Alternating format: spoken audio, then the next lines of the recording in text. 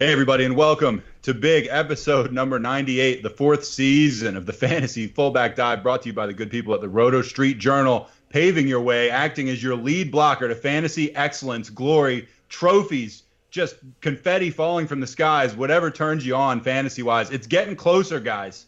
It's here. It's practically here. I'm drafting in a couple days, and this podcast, where we bring together the Roto Street Journal's best and brightest, yeah, you guys look pretty good and best and bright today. I'm pretty excited about the panel. It's a smaller panel than we had last time, but it's going to move smoothly like a well-oiled machine. I, of course, am the truth. I'm your host. Joining me, as always, the Wolf of Roto Street himself, but not just the Wolf. We're also joined by mainstays Jimbo Slice, Keegs, and CJ, the Salt Man, in the lower left hand of my screen. And that's a very flattering camera angle is the first thing I want to just put out there.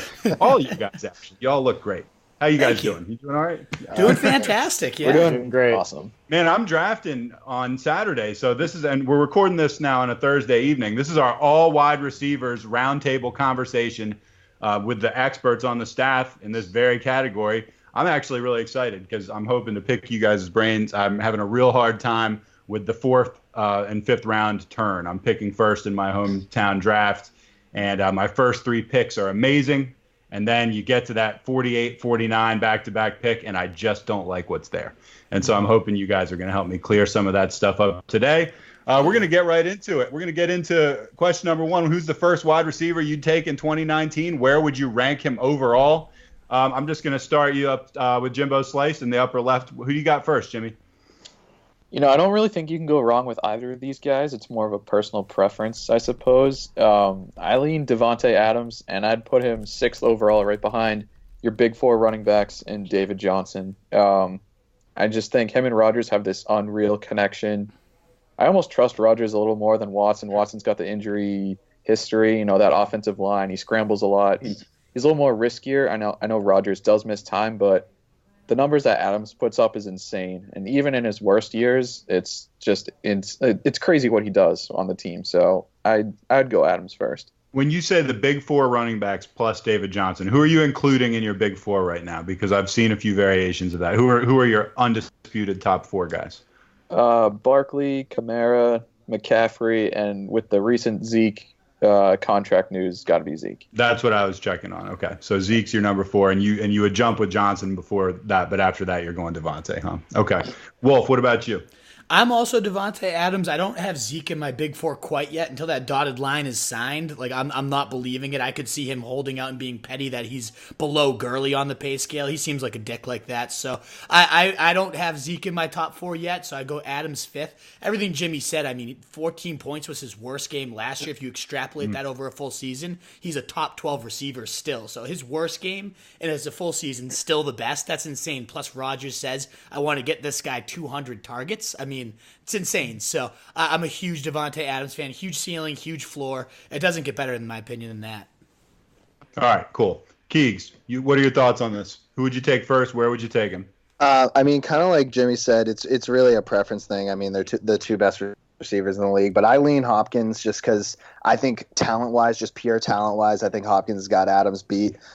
He's just a freak of nature. He's not learning a new offense, which, it can have an effect at this point in the season, and his quarterback isn't a teenage girl with mood swings, so it seems like a no-brainer.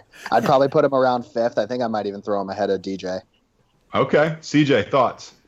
I'm going to echo a lot of that, including putting him at fifth. Hopkins. But I'm going to put Hopkins ahead of DJ. Just after watching the Cardinals' offensive line, it's just so frightening, and it's scarier than I thought it was going to be. And I just can't trust DJ right now, personally.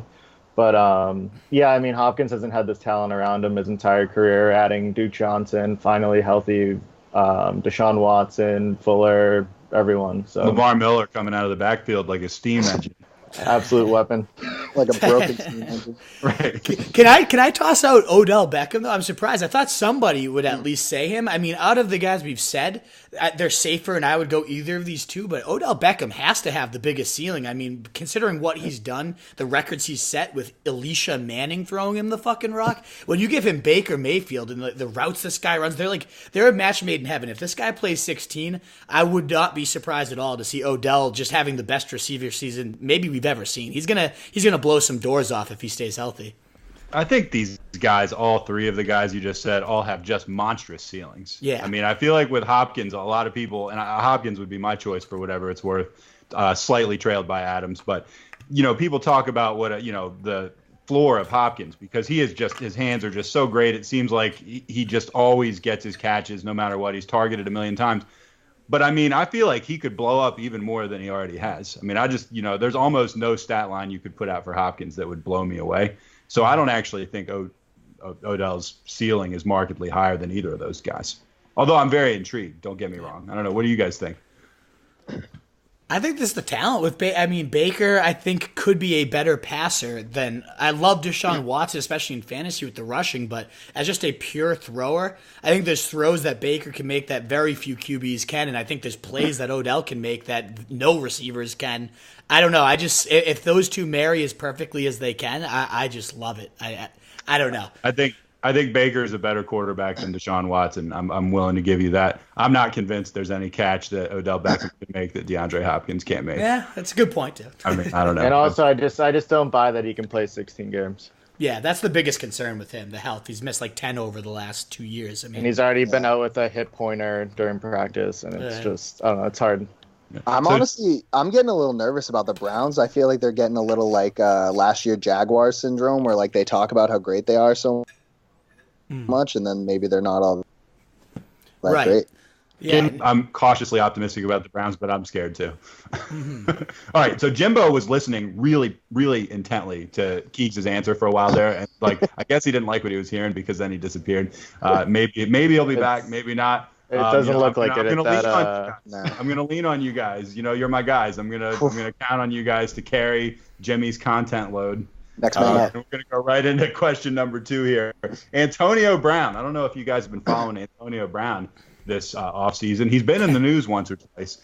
He is a Hall of Fame talent. Nobody is disputing that. I mean, if you look at this guy's numbers across the last, I don't know how many years, 8 years, 9 years, whatever. I mean, he's about as good as anybody ever. You'd almost have to say. It kind of kills me to say that, but he's just amazing. But he's insane, right? He's lost his mind. And possibly he lost his mind a long time ago and we just didn't know it. But how scared are you to take him? Where would you be willing to dive in and, buy a piece of the Antonio Brown business? I mean, just to recap for anyone who doesn't know, I mean, he froze his feet, I guess wearing like just regular socks or something in a cryogenics tank in France.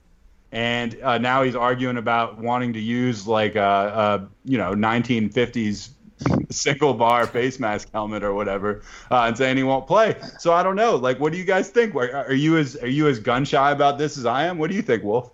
I am gun shy. I'm very nervous. The mental stability just clearly is not there. And when you're on the Raiders, I mean, you got a bunch of nutcases around you, and if they start 0-7 and he has a 0-target day and whatnot, if he's crumbling now over a fucking helmet, like, it's a temper tantrum. The guy is a child, and so no matter how talented he is, and he could crush it. I mean, if you get Antonio Brown in round 3 or 4, and he's Antonio Brown, kind of like Gurley. If you get Gurley round 2 and he's Gurley, that's going to be a season changer, but I could see that combusting at any second, so I would really only get him if he's my second receiver, if I've already got a safe guy, which means there's a very minimal chance I'm actually going to have Antonio Brown on my team.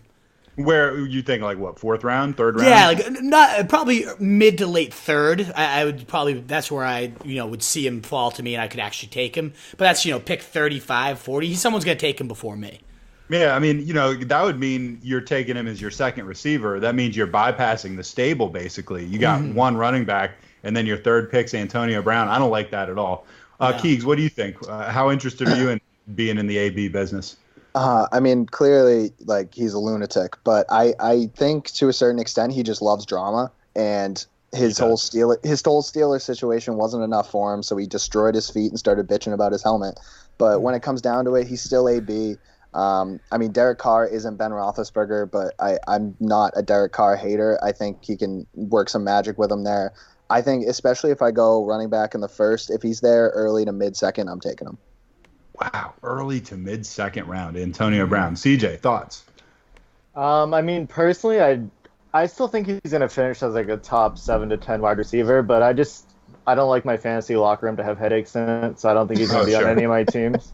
Right. But I still think the volume's going to be there. I still think, even though he is just being fucking right now, if he's trying to get traded or whatever he's doing, but I don't know. I just know he's not going to be on any of my teams, but I do think he's still going to have a pretty good season.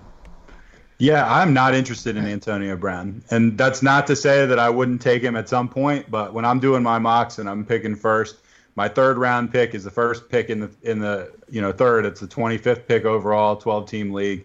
I'm definitely not jumping at him there. And by the time it comes back to me at 48, I'm obviously not going to touch him. So I'm not going to be in the Antonio Brown business. I mean, Gruden is a great play caller for him, too. I mean, who else does he have to compete with for targets? Like, this is the most vacant target share he's had ever. And Gruden, historically, before Amari Cooper ruined it last year, had like 1,000-yard receivers every single season. So it could be a beautiful marriage. It's just, again, the head. Yeah. Like, I'm so nervous about it.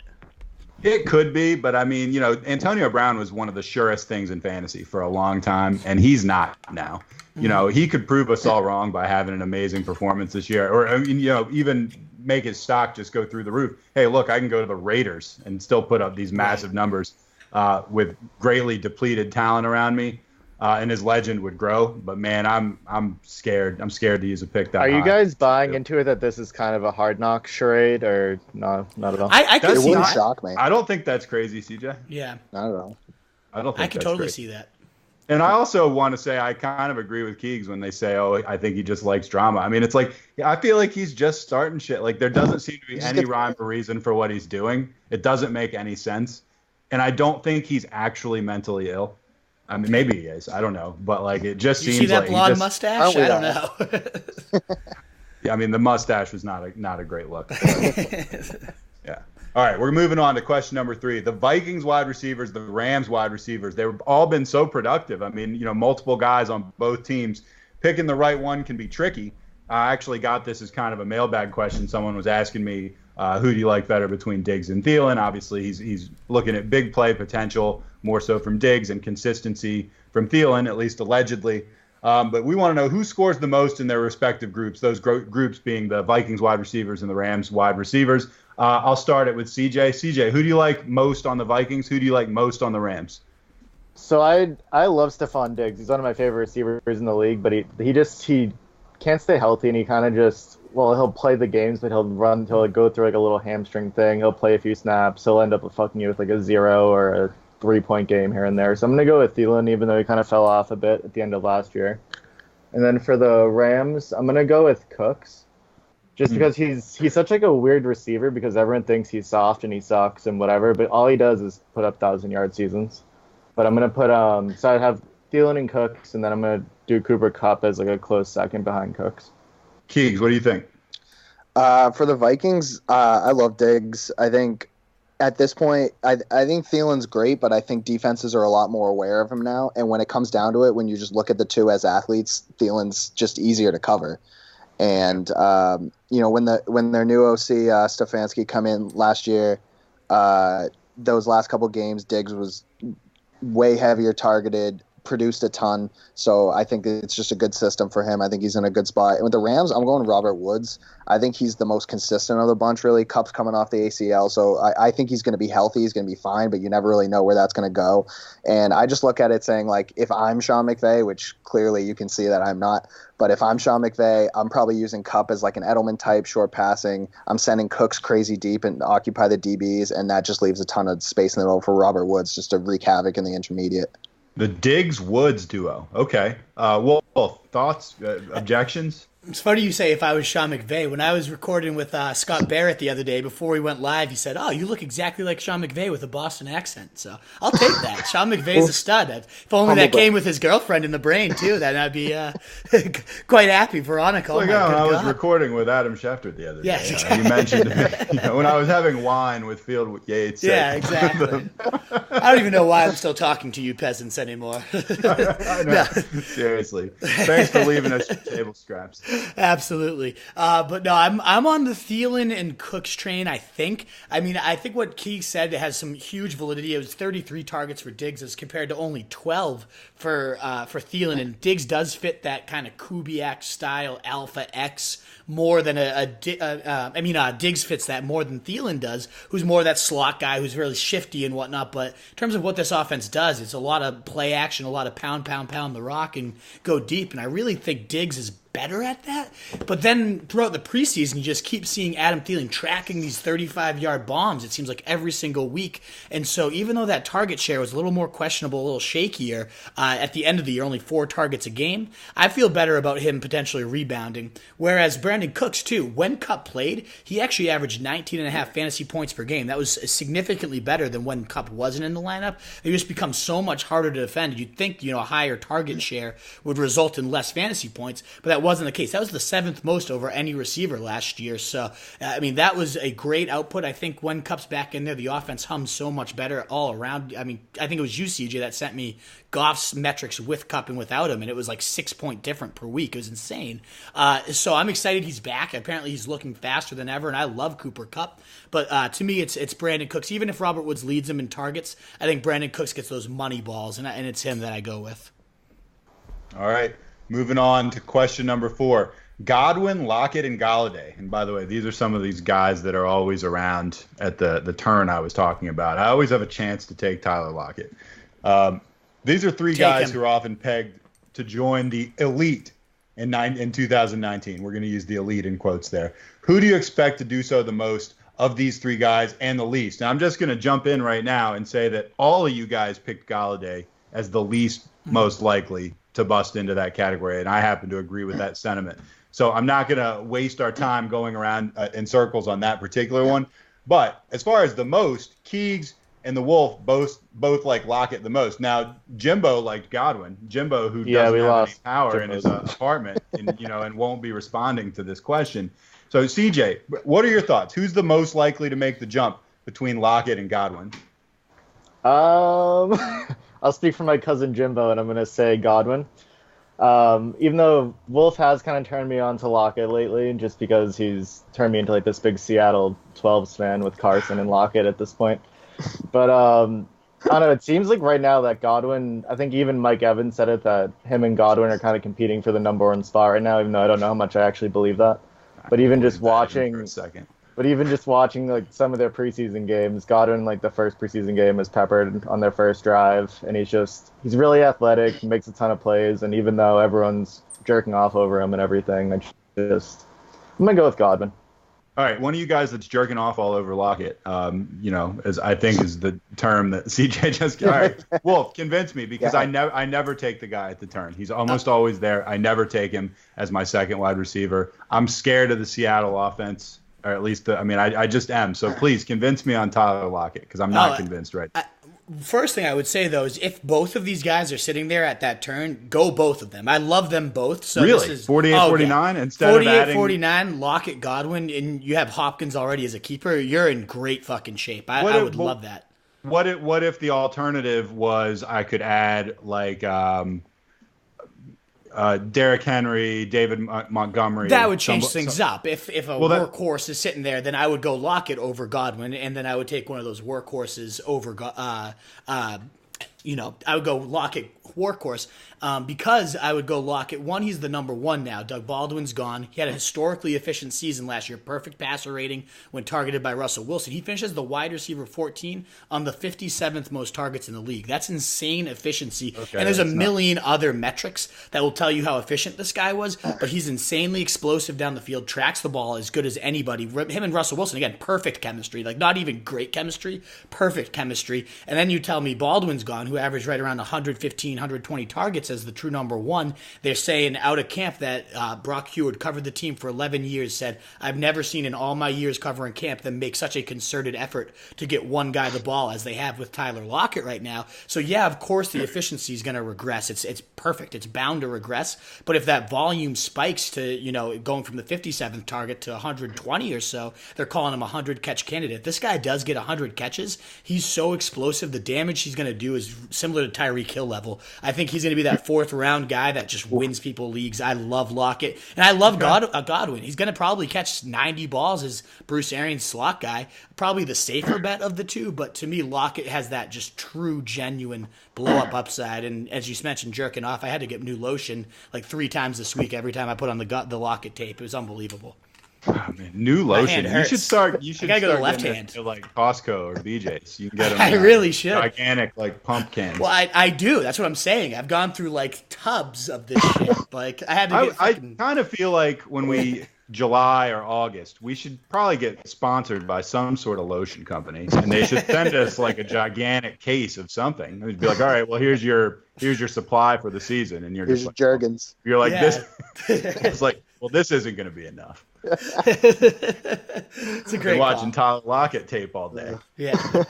All right, question number 5. The tier of upside, and Hey, skip me there. we're pouring. Well, I skipped you because you had the same take. Fair. You guys thought the same thing. Fair. And we're pouring one out on the curb here for Jimbo also, because I mean I feel even though CJ did his best to represent him. Yeah, there you go. All right, question number 5. The tier of upside wide receiver 3s contains about 12 guys and is a true nightmare to sift through. Who do you like the most and the least in this group? I'm going to just read you the list real quick. I'm just going to go down the list. I see this general group on Draft Wizard all the time, and that's possibly even where you got this screenshot from. But it's like, or actually, it looks like the RSJ one. It's tier 5. Robbie Anderson, Kenny Galladay, but we're going to take him out. Josh Gordon, Mike Williams, Alshon Jeffrey, Calvin Ridley, AJ Green, Jarvis Landry, Tyler Boyd, Curtis Samuel, Will Fuller, Allen Robinson, Christian Kirk, DJ Moore.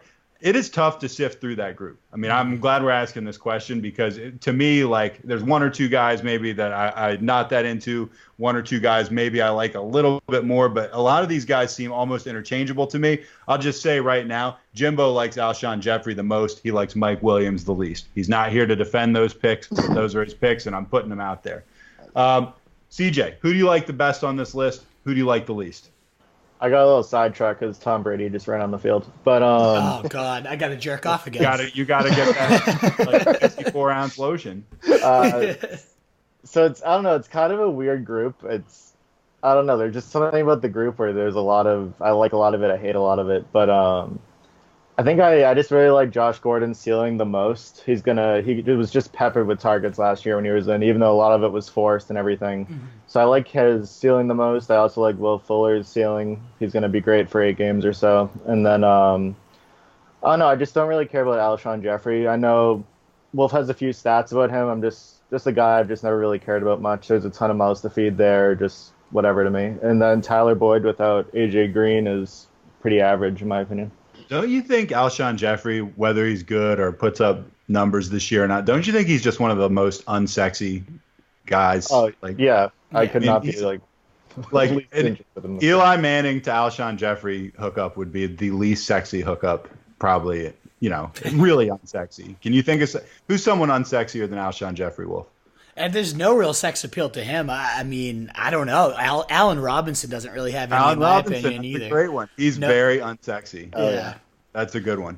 All right, Wolf, who do you like the most? Who do you like the least? I actually love Robbie Anderson this year. I know me and Keegs are probably going to go head-to-head to this based on these show notes, but I think this guy's going to be a monster. He was the wide receiver 3 last year once Darnold came back. Something just clicked. I don't know what it was. He was useless all year and disappeared. So I guess that's the risk you run with this guy is maybe he just disappears again. But they were so on point, and then Gase comes in and says, this guy's so dangerous. He's never really been used properly. We want to expand his route tree and all that. We see it in the first week second week of the preseason. They hook up right in 2 drives, 3 catches on 3 targets, 32 yards, a beautiful back shoulder. It just seems like they're picking up right where they left off on that historic pace. They're running a lot more no huddle. They only ran it 4% of the time last year, and then Adam Gase only had it 15% of the time last year. He comes in and they ran no huddle on 48% of their plays. If they're picking up the pace and just kind of charging down teams' throats, I could see this Jets team really surprising on offense. And I think Robbie Anderson being that alpha number 1 would be a huge leap this year. I think he has that elite leap this year and is a monster.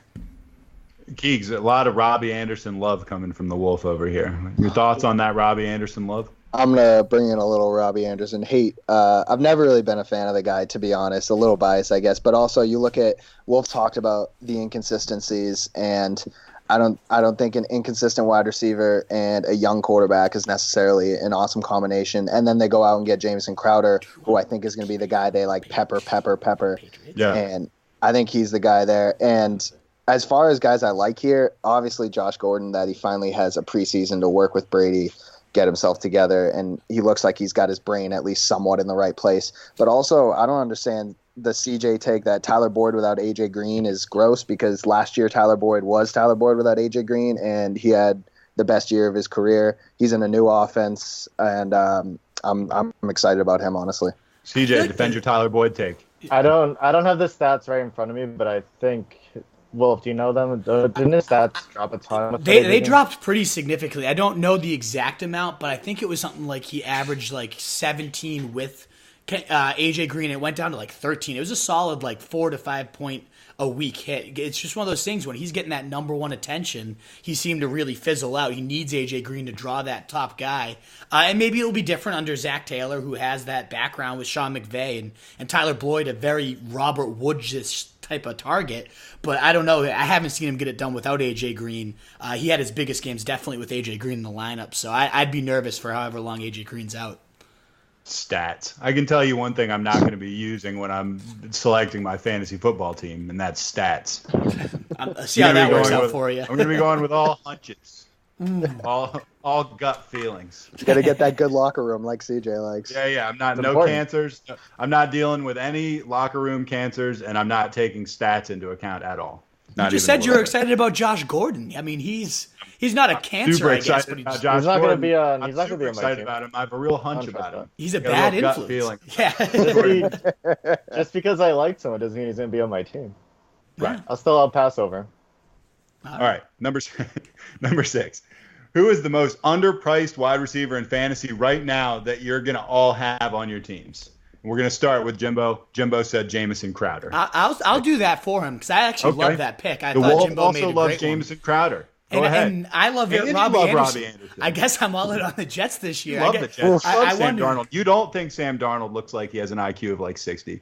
You think that Sam Darnold looks like a sharp guy. I think he's a very sharp quarterback. I mean, he's been manufacturing scoring drive after scoring drive this preseason. I really think, Adam Gase gets shit on all the time, but when has he had Jay fucking Cutler and Ryan Tannehill the last few years. Last quarterback he had before that was Peyton Manning right before his arm shot out, and he had 55 fucking touchdowns. I really think Gase knows his shit with quarterbacks. That's why the Jets ended up going with him, because Peyton Manning, somehow is involved with the Jets. I forget why, but he recommended Gase. I think this guy could really develop Darnold into a nice player. He's got a great arm. He played really well under pressure last year. And I think Crowder, they're saying his chemistry with Sam Darnold's been unbelievable. They labeled him a reception machine in camp and just said he's been dominating. I don't know. I think all the Jets receivers are very underpriced for the step I see this offense taking as a whole. Peyton Manning's involvement with the Jets makes you wonder, is his wife going to be getting testosterone and human growth hormone mailed to the Jets training facility? And the answer is yes. Almost certainly yes. His wife is such a roid head. Keeks, thoughts? I think I don't hate the Crowder take at all, but I think Emmanuel Sanders could be a huge steal this year. I understand, on the wrong side of 30, coming off the Achilles, but he looks great in the preseason. He's looked healthy. He's looked quick. He was an absolute beast last year. And also, you obviously have to factor in the Flacco of it all, but to a certain extent, and I still think he's a guy that's going to deliver. And especially he's getting picked around 100 right now, so it seems like a no-brainer. I got to say, when you say you have to maybe factor Flacco into it, yeah, you got to factor Flacco into it. He is definitely half of the equation. Maybe more than half the equation. Hey, but Case Keenum last year, he was the wide receiver 10. I guess it's a slot slut thing. We always talk about how Case Keenum loves his slot guys, but if you can get done with Case Keenum, I don't think Flacco's a downgrade. If not, he's an upgrade. The rare time you'd ever call Joe Flacco an upgrade over somebody would be Case Keenum. Case Keenum has made so much fucking money. Yeah. Oh yeah, He's doing well. Oh yeah. Case Keenum's done well for himself. CJ, thoughts? Most underpriced guy you're gonna have on your team? So I have two guys in the same team, and if it were up to me, I don't know which. I'd probably just flip a coin at this point, but it's either MVS or Geronimo Allison.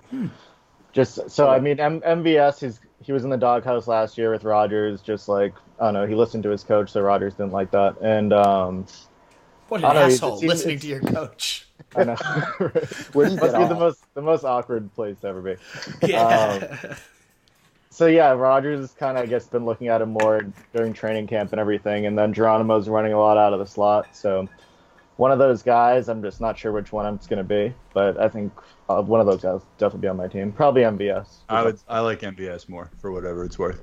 But I think they're both good picks. All right, conversely, who's the most overpriced guy that you're avoiding nearly everywhere? The guy you would not touch with the proverbial 10-foot pole.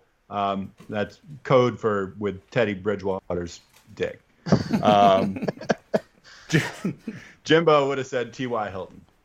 I think that's not a bad pick, especially with the injury news now swirling around Andrew Luck. I didn't like him anyway, and now, man, I got to say I like him a lot less.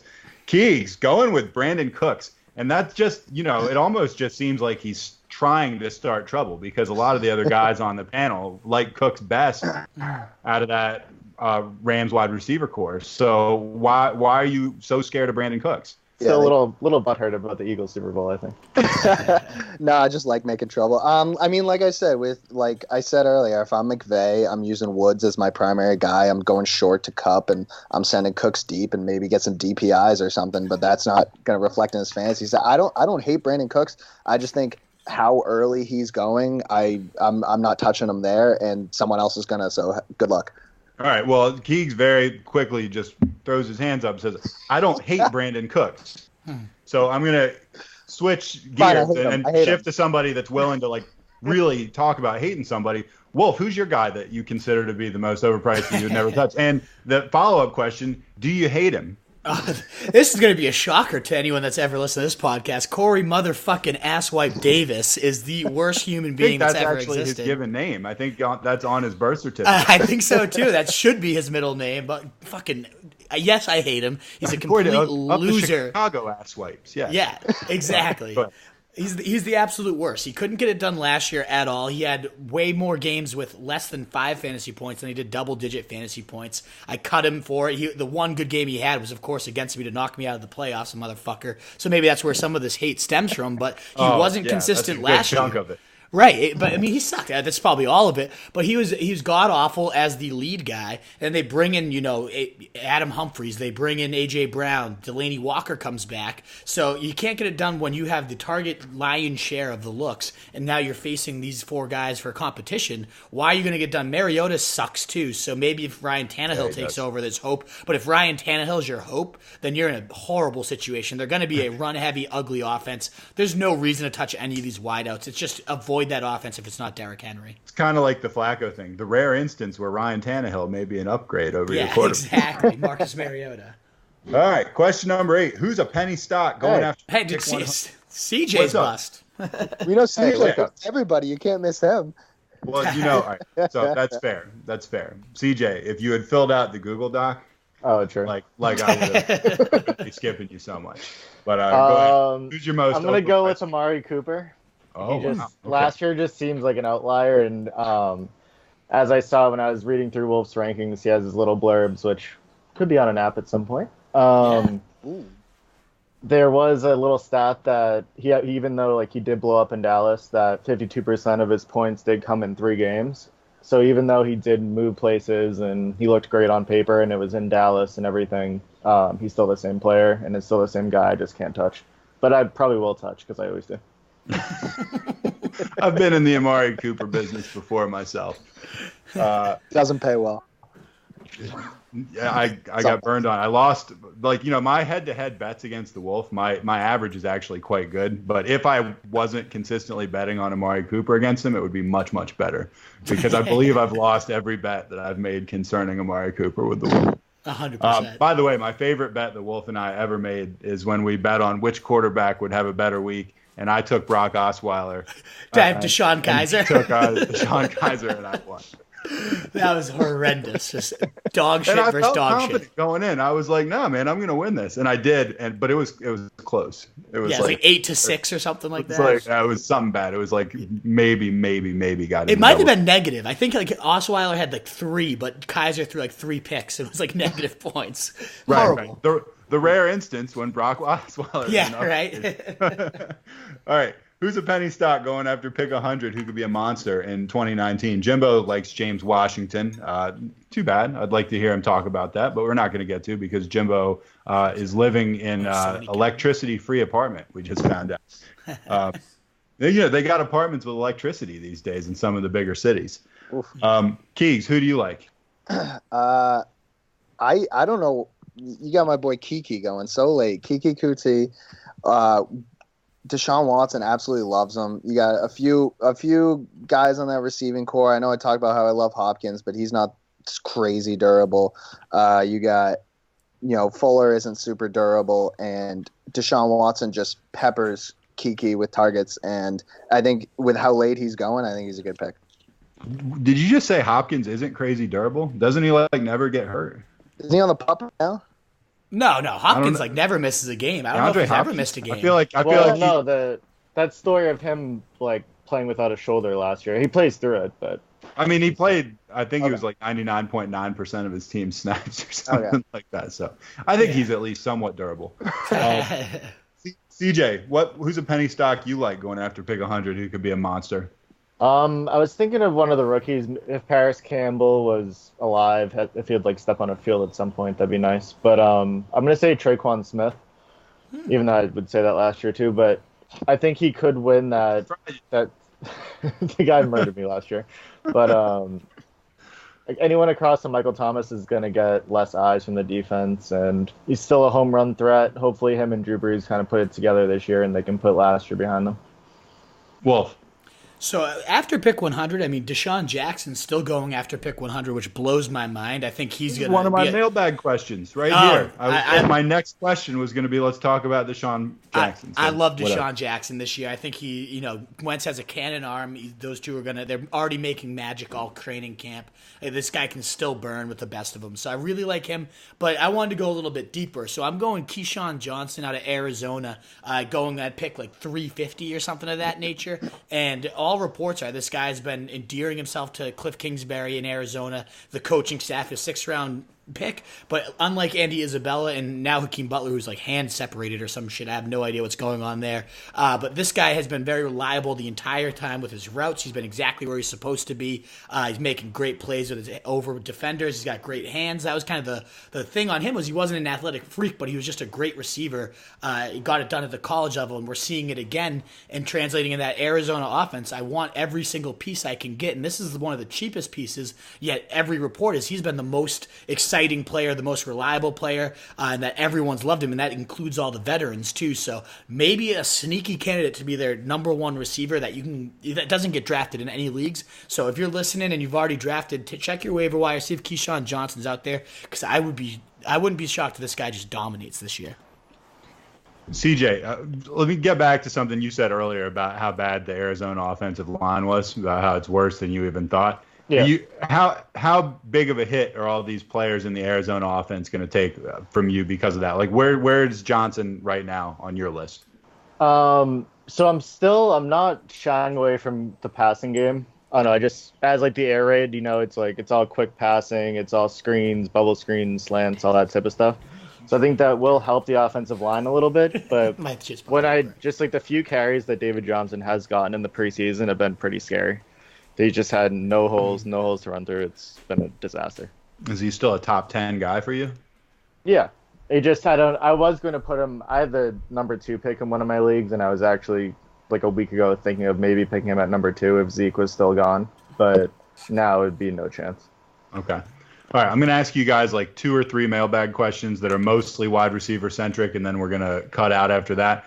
These are from my buddy Mike. He texted me when I told him that we were doing this and had a bunch of questions. I'll try to get a few of them in. He was interested in a couple projections for you guys. He said if we're going deep draft, any of your guys want to give a projection on Paris Campbell? Anybody have any thoughts on Paris? CJ Campbell? loves Campbell. I'll let him take this one. Okay, thoughts on Paris Campbell, CJ? So I mean, all training camp he's been out with a hamstring, which sucks because he's gonna have no time. Well, I mean, Luck's out anyways, but he hasn't really had any time in the offense. But he just at Ohio State, he was just I think he was a 4-star athlete coming in, and he played a ton of H-back, so that was like the Percy Harvin position where he was taking a ton of like those little tap passes, little handoffs in the backfield, all of that type of stuff. And then once they got rid of that receiver coach that was a complete lunatic and brought up Hartline kind of turned all of them into legitimate receivers. So that's like where McLaurin came in, and McLaurin was like a Matthew Slater basically, and then became a 4th-round pick, and now he's like the number 2 in the Redskins, and turned Paris Campbell into like a legitimate receiver also. So I guess he is more than what he was at Ohio State, and so I do like his upside. It's just if he's going to be healthy or not this year. All right, same question, but N'Keal Harry. What do you guys think of him? I mean, people's opinions of him have been way up, way down. So what do you think? Wolf, what are your thoughts on Harry? With Josh Gordon returning, it definitely takes a big stock on his hit. A big hit on his stock. Big stock on his hit, Jesus Christ. But a big hit to him just because if he had that shot at being that number 2 and being in a high target share, but he's been dinged up all camp. He's been getting hurt, and now he's going to face a much stiffer target competition. I do think he's going to probably score 7 or 8 touchdowns, which is obviously nice, but I just don't know if you're going to be able to rely on it. It's going to be kind of like Jordan Howard, where it's if he doesn't get a touchdown, he might have 20 yards or nothing, and you're left with a whole hole in your lineup. And I don't really want a piece of that, so I don't see him blowing up quite this year. Someday he's going to be a big. If it's a dynasty league, I still like his upside at taking over that slot. Once Edelman's out, he's going to be that big body in the slot. They're going to move him around. He's going to be a stud someday, but I don't really love him this year. Keegs, you have any different opinion on Harry, or is that yours too? I'd say I kind of echoed that. I think my N'Keal Harry opinion probably peaked on draft night, and then as guys have kind of come forward, you got Jacoby Myers and those guys stepping up, and now Josh Gordon's back. I think they're still going to work him in the offense, and they're going to try to progress him. But I think Wolf kind of hit the nail on the head. Like he's going to be a stud, just not this year. All right, one more question. Is Mike Evans worth an early 2nd-round snag, or if he was there, would you go Kerryon Johnson? I would go Evans over. I'm not a Kerryon guy. I don't love Kerryon, but I wouldn't take him early 2nd. There's probably other guys, other receivers that would be there, but not if it's Kerryon versus Evans, it's definitely Evans. I agree. I'm more look this mid to late 2nd round, but if it comes down to Evans, Kerryon, you like Evans. CJ, you like Evans more than Kerryon Johnson? Yeah. Hey, we're getting us some clicks on Twitter right now. Oh, nice. Good. Man, you are multitasking up a storm over there. I wonder what Jimbo's doing. I wonder if he's drumming up any business for us in his topless apartment. Yeah, he probably just slumped down to a little Southie bar and he probably pulled the plug on himself just so he could go watch TV. Exactly. Guys, I lost electricity. I think my electricity's going out too. Shit, sorry guys. Well, this is not a bad time for it too, actually, because that actually wraps things up. You guys got any social media you want to pump before we get out of here? CJ, you want to do the honors or you want me to take it? You can take it right now. Alrighty, so this is the Fancy Fullback Dive, FFBD Pod. You can follow us on any of your socials at Roto Street Journal, Instagram, and Facebook. We're doing a ton of mock drafts and great stuff on Facebook. Monday Market Report live every Monday at 7 o'clock, which you probably heard on the podcast, but would love for you to join us live, ask questions. We've had some great interactions on that. So Monday at 7, tune into the Monday Market Report. Monday at 5:30 every day other than Friday, doing a live mock draft. So if you want me to do a mock draft for you, tune on in, and I'm at Roto Street Wolf. If you'd love to interact on Twitter or anything like that, I'd love to have you. All right, my name's Nat the Truth Jones. I'm the Wolf. I'm CJ. I'm Giggs. There you are. Yeah, baby. We'll see you guys later. Yeah. Did you see